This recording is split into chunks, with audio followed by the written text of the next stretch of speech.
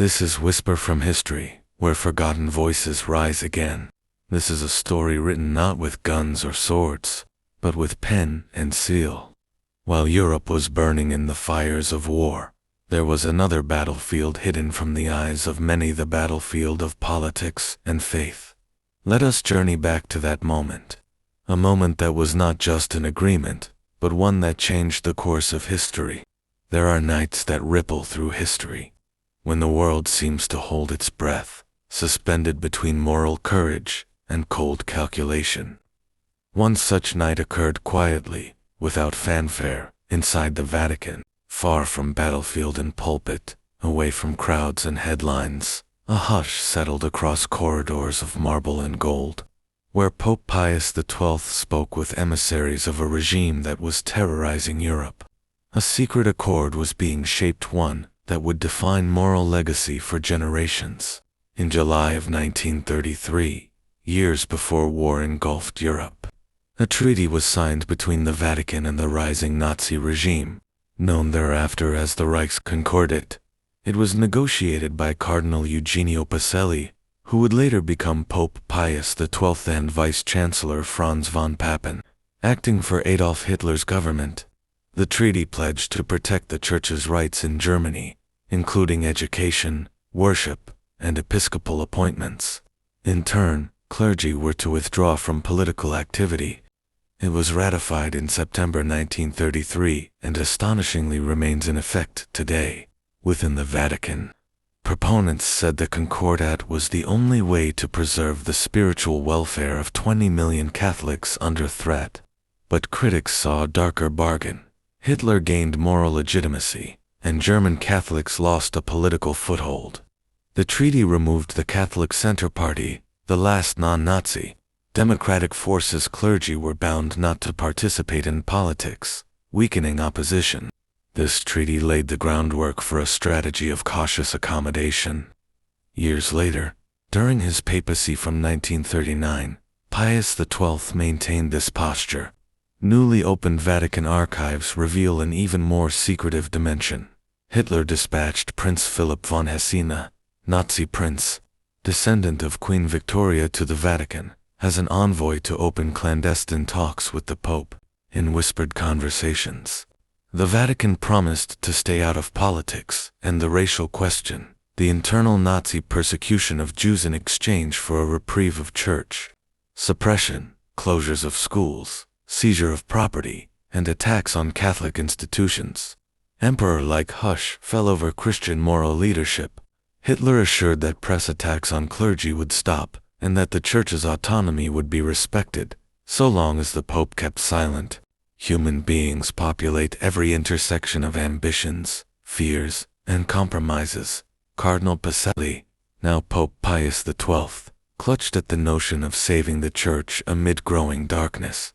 On the other side, Hitler saw in the Vatican an asset, quiet acquiescence conferring domestic and international legitimacy. The war came, and Pius XII, believing vocal confrontation would risk Catholic lives, remained publicly silent on the Holocaust. Even as the machinery of genocide accelerated, behind closed staircases, the Vatican waged a different form of resistance. Clandestine efforts to save Jewish lives. Safe houses and monasteries and convents sheltered thousands. Fake baptismal records and Vatican citizenship saved many from deportation.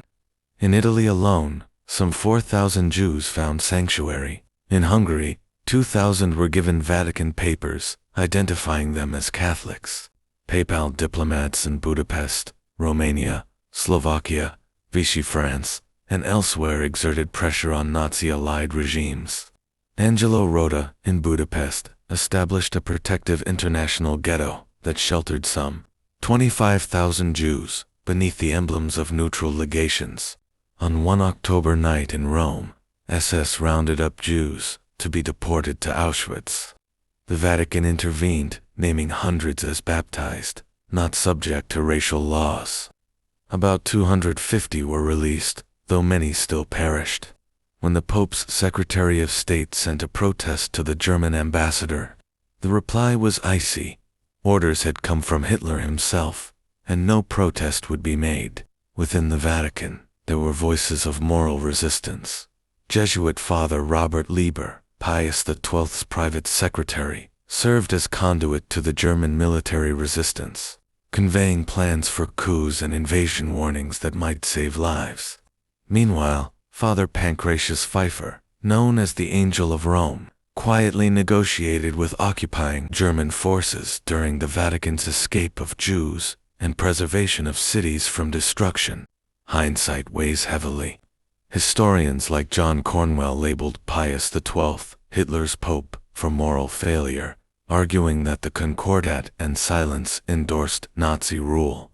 Others, while acknowledging the moral ambiguity, explain the desperate logic, choosing institutional survival with limited resistance.